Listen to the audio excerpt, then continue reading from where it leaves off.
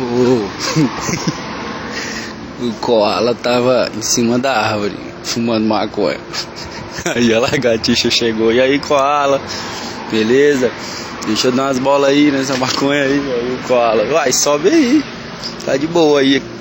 O lagartixa subiu.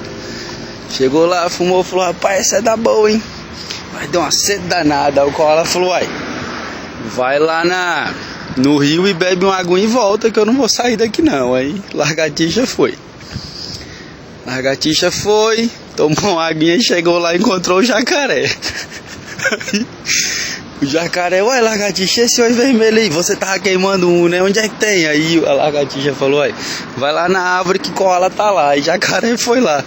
E aí, koala, cadê o baseado? Aí o koala falou: caralho, lagartixa, tomou água que só a porra.